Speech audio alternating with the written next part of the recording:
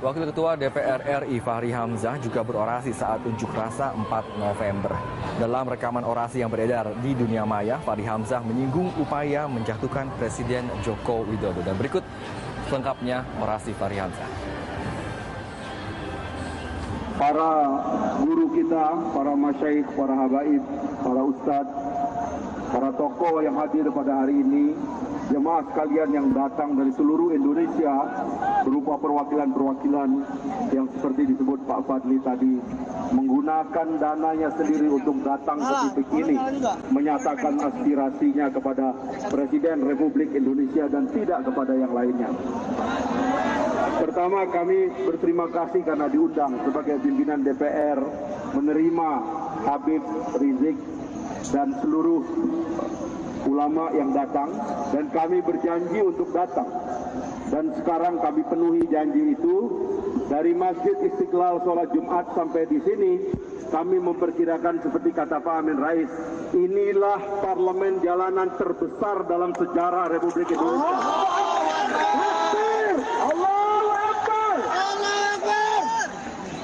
Kami dengan Pak Fadli memimpin parlemen ruangan, tapi yang dipimpin oleh para ulama, tokoh-tokoh umat ini adalah parlemen jalanan. Di Indonesia itu ada dua realitas penting. Yang pertama yang kita sebut sebagai umat.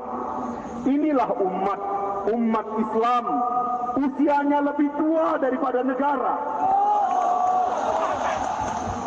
Mereka lah yang datang dengan sorbannya, dengan jubahnya, mengusir penjajah dari bumi Indonesia. Lalu tiba-tiba sekarang sorban dan jubahnya mau dihina. Bukankah Pangeran Diponegoro, Tengku Imam Bonjol berjuang membebaskan negara ini dengan jubah? Umatlah yang berjuang mengusir penjajah dengan takbir, seperti yang dilakukan oleh Bung Tomo. Tiba-tiba sekarang takbir mau dikriminalisasi, orang bertakbir mau dianggap teroris. Umat usianya lebih tua daripada negara. Takbir. Dan sekarang umat menguasai ruang parlemen jalanan ini. Saudara Presiden Jokowi telah melanggar berkali-kali. Setidak-tidaknya dia tidak memberikan rasa nyaman kepada hati umat Islam. Menghina ulama, mencaci maki simbol-simbol Islam, membiarkan orang yang non-muslim menghina simbol-simbol agama kita. Ini tindakan yang memberikan rasa tidak nyaman kepada umat, dan sekarang kalau umat itu bangkit adalah wajar dan benar adanya. Oleh sebab itu tadi sudah dikatakan oleh Pak Fadli, Presiden juga melanggar hukum.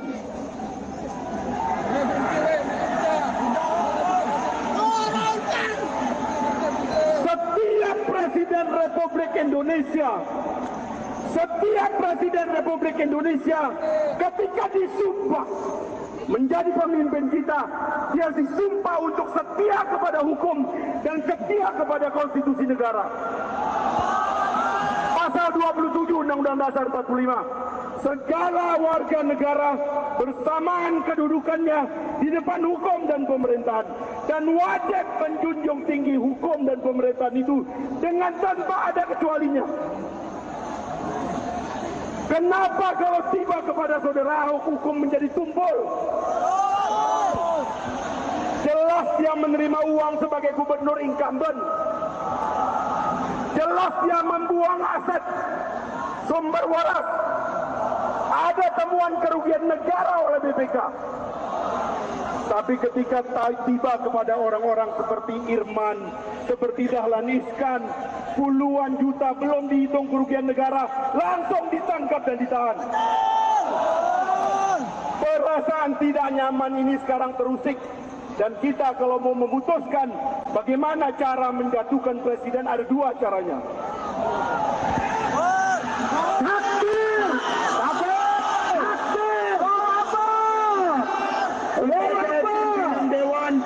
Sebagai pimpinan Dewan, saya akan memberitahu cara yang legal. Ya, ini bukan jalan revolusi. Jangankan untuk menjatuhkan seorang Ahok, menjatuhkan Presiden Jokowi pun sudah ada suratnya.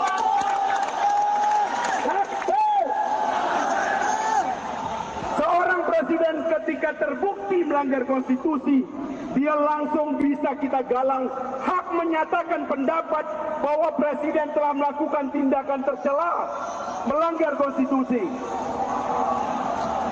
Maka dengan tanggapan hak menyatakan pendapat itu, seorang presiden bisa dijatuhkan melalui sidang impeachment di Mahkamah Konstitusi. Itu jalur parlemen ruangan. Tapi kalau di jalur parlemen jalanan, Habib Rizik yang lebih banyak tahu. Takbir. Tetapi parlemen jalanan dan parlemen ruangan adalah dua ruang yang tersambung.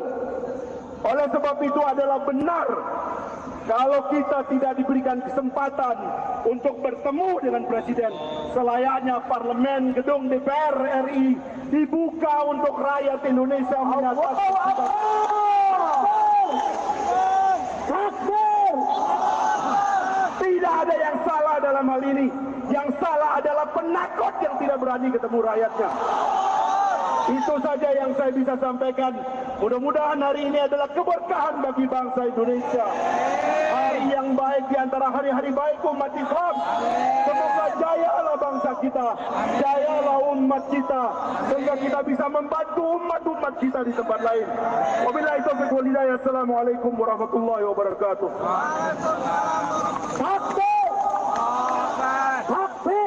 Menegaskan kasus dugaan penistaan agama oleh Ahok dan sangat berkait dengan pihak penggugah video ke medsos yakni Buniani pemirsa. Kapolri Jenderal Tito Karnavian memastikan Buniani akan juga dimintai keterangan terkait penghilangan sejumlah kata dalam video asli Ahok tersebut. Dan ibu-ibu punya pilihan batin tersendiri, tidak memilih saya, dibohongin pakai, kata-kata pakai itu penting sekali. Ya, pakai Al-Maidah 51 yang macam-macam itu. Nah, ini kan kita melihat bahwa dari MUI mengatakan bahwa penodaan itu terjadi karena yang bersangkutan telah menghina Al-Quran, ayat itu.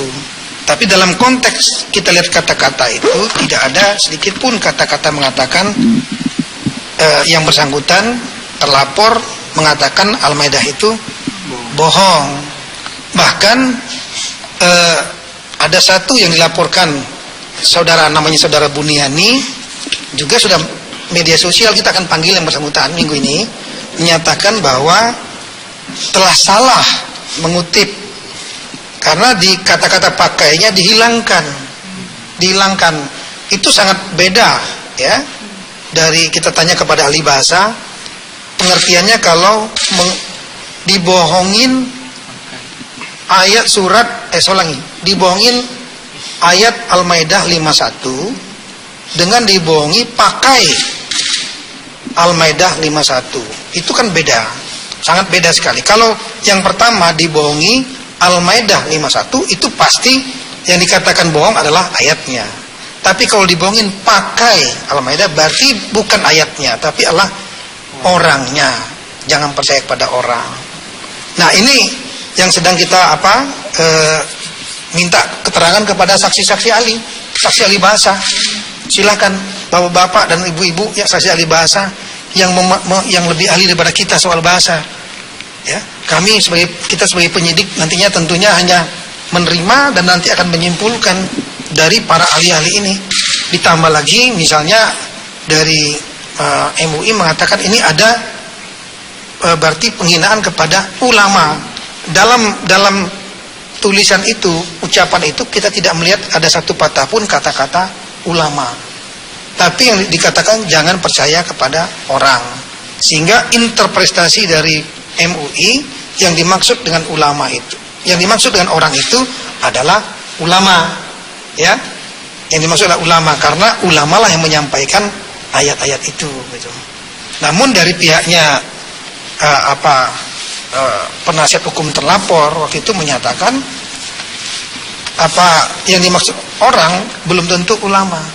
Ini terkait dengan peristiwa pemilu kada di Belitung tahun 2007, di mana ada selebaran yang isinya menyebutkan mengenai ayat ini dan orangnya tidak diketahui saat itu. Dan ini juga dijadikan bahan gugatan untuk di Panwaslu kalau saya tidak salah di sana. Dan itu sudah kita sita juga, barang buktinya sudah kita sita. Nah, jadi ini perkara ini sekali lagi melibatkan karena tidak telak, dia melibatkan keahlian-keahlian ini. Nah, oleh karena itulah keahlian-keahlian ini nanti kita akan lihat secara terbuka apa saja yang disampaikan oleh para ahli ini. Kita harus menilainya secara objektif. Dan kami sekali lagi kalau nanti hasil gelar perkara menyatakan bahwa itu terbukti berisi unsur pidana atau tindak pidana, ada tindak pidananya, nggak akan ragu-ragu kita akan naikkan menjadi penyidikan. Dan kalau jadi penyidikan berarti terlapor bisa menjadi tersangka, ya, kita gulirkan. Tapi sebaliknya, kalau dari hasil gelar perkara yang tadi itu terbuka, tidak kita tutupi, itu yang diperintah Presiden, terbuka. Nanti ternyata didominasi itu bukan pendapatnya, bukan tindak pidana, jangan ragu-ragu juga, kami akan menghentikan sesuai dengan profesi dan keahlian kami sebagai penyidik. Dan setelah itu pun bisa di-challenge dengan dengan upaya-upaya hukum, termasuk nanti kalau ada bukti baru bisa kita buka. Ya pemirsa, terima kasih telah bersama kami dalam Special Report dan tetap bersama kami untuk mengikuti informasi selanjutnya bersama rekan saya Laura Elvina. Saya Marina Bastapal, pamit undur diri, sampai jumpa, selamat malam. Apa ada kecualinya? Kenapa kalau tiba kepada saudara Ahok hukum menjadi tumpul? Jelas dia menerima uang sebagai gubernur incumbent. Jelas dia membuang aset sumber waras. Ada temuan kerugian negara oleh BPK. Tapi ketika tiba kepada orang-orang seperti Irman, seperti Dahlan Iskan, puluhan juta belum dihitung kerugian negara, langsung ditangkap dan ditahan. Perasaan tidak nyaman ini sekarang terusik. Dan kita kalau mau memutuskan bagaimana cara menjatuhkan presiden, ada dua caranya.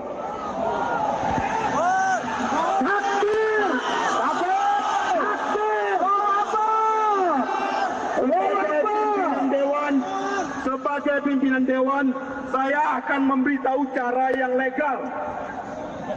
Ya, ini bukan jalan revolusi. Jangankan untuk menjatuhkan seorang Ahok, menjatuhkan Presiden Jokowi pun sudah ada suratnya.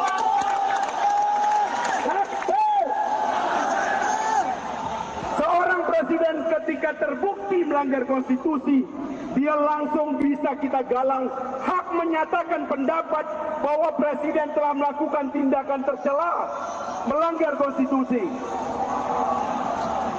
Maka dengan tanggapan hak menyatakan pendapat itu, seorang presiden bisa dijatuhkan melalui sidang impeachment di Mahkamah Konstitusi. Itu jalur parlemen ruangan. Tapi kalau di jalur parlemen jalanan, Habib Rizik yang lebih banyak tahu. Takbir. Tetapi parlemen jalan bohong. Bahkan ada satu yang dilaporkan namanya saudara Buniani, juga sudah media sosial, kita akan panggil yang bersangkutan minggu ini, menyatakan bahwa telah salah mengutip karena di kata-kata pakainya dihilangkan. Itu sangat beda, ya, dari kita tanya kepada ahli bahasa, pengertiannya kalau dibohongin ayat surat dibohongin ayat Al-Maidah 51 dengan dibohongi pakai Al-Maidah 51. Itu kan beda. sangat beda sekali. Kalau yang pertama dibohongi Al-Maidah 51 itu pasti yang dikatakan bohong adalah ayatnya. Tapi kalau dibohongin pakai Al-Maidah berarti bukan ayatnya, tapi adalah orangnya. Jangan percaya kepada orang. Nah ini yang sedang kita minta keterangan kepada saksi-saksi ahli, saksi ahli bahasa. Silakan bapak-bapak dan ibu-ibu ya, saksi ahli bahasa yang lebih ahli daripada kita soal bahasa. Ya, kita sebagai penyidik nantinya tentunya hanya menerima dan nanti akan menyimpulkan dari para ahli-ahli ini. Ditambah lagi misalnya dari MUI mengatakan ini ada berarti penghinaan kepada ulama.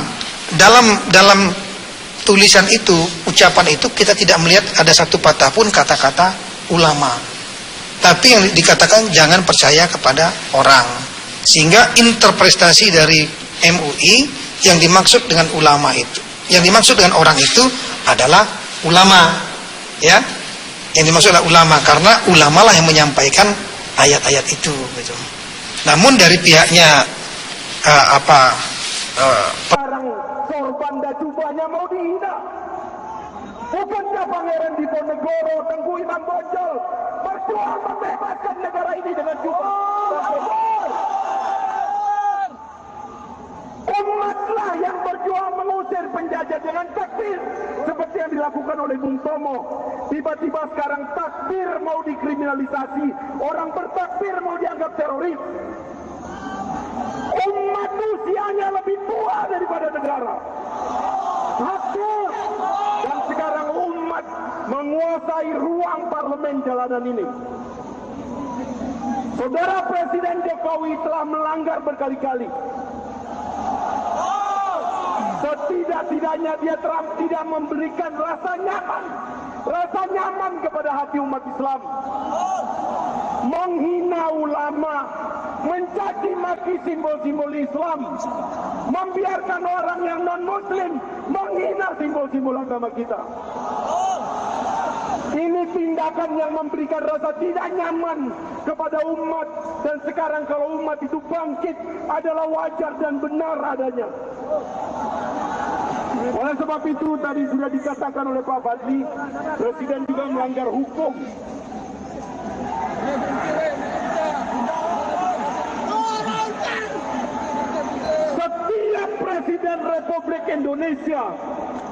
Setiap Presiden Republik Indonesia ketika disumpah menjadi pemimpin kita, dia disumpah untuk setia kepada hukum dan setia kepada konstitusi negara. Pasal 27 Undang-Undang Dasar 45, segala warga negara bersamaan kedudukannya di depan hukum dan pemerintahan, dan wajib menjunjung tinggi hukum dan pemerintahan itu dengan Wakil Ketua DPR RI Fahri Hamzah juga berorasi saat unjuk rasa 4 November. Dalam rekaman orasi yang beredar di dunia maya, Fahri Hamzah menyinggung upaya menjatuhkan Presiden Joko Widodo. Dan berikut selengkapnya orasi Fahri Hamzah. Para guru kita, para masyaikh, para habaib, para ustadz, para tokoh yang hadir pada hari ini, jemaah sekalian yang datang dari seluruh Indonesia berupa perwakilan-perwakilan yang seperti disebut Pak Fadli tadi, menggunakan dananya sendiri untuk datang ke titik ini, menyatakan aspirasinya kepada Presiden Republik Indonesia dan tidak kepada yang lainnya. Pertama, kami berterima kasih karena diundang sebagai pimpinan DPR menerima Habib Rizik dan seluruh ulama yang datang, dan kami berjanji untuk datang. Dan sekarang kami penuhi janji itu. Dari Masjid Istiqlal sholat Jumat sampai di sini, kami memperkirakan seperti kata Pak Amin Rais, inilah parlemen jalanan terbesar dalam sejarah Republik Indonesia.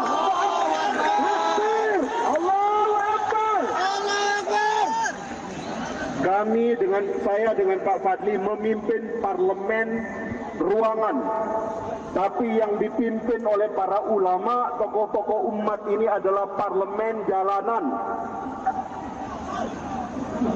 Di Indonesia itu ada dua realitas penting. Yang pertama yang kita sebut sebagai umat. Inilah umat Islam, usianya lebih tua daripada negara. Mereka lah yang datang dengan sorbannya, dengan jubahnya, mengusir penjajah dari bumi Indonesia. Lalu tiba-tiba Senan dan parlemen ruangan adalah dua ruang yang tersambung. Oleh sebab itu adalah benar kalau kita tidak diberikan kesempatan untuk bertemu dengan Presiden, selayaknya parlemen gedung DPR RI dibuka untuk rakyat Indonesia menyatakan.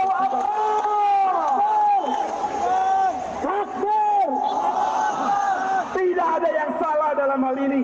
Yang salah adalah penakut yang tidak berani ketemu rakyatnya. Itu saja yang saya bisa sampaikan.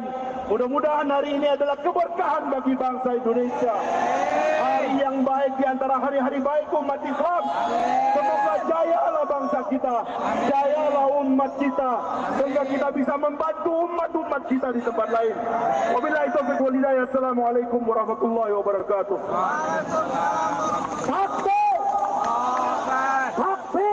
Menegaskan kasus dugaan penistaan agama oleh Ahok dan sangat berkait dengan pihak penggugah video ke medsos yakni Buniani pemirsa. Kapolri Jenderal Tito Karnavian memastikan Buniani akan juga dimintai keterangan terkait penghilangan sejumlah kata dalam video asli Ahok tersebut. Dan ibu-ibu punya pilihan batin tersendiri, tidak memilih saya, dibohongin pakai, kata-kata pakai itu penting sekali ya, pakai Al-Maidah 51 yang macam-macam itu. Nah ini kan kita melihat bahwa dari MUI mengatakan bahwa penodaan itu terjadi karena yang bersangkutan telah menghina Al-Quran, ayat itu. Tapi dalam konteks kita lihat kata-kata itu tidak ada sedikit pun kata-kata mengatakan yang bersangkutan terlapor mengatakan Al-Maidah itu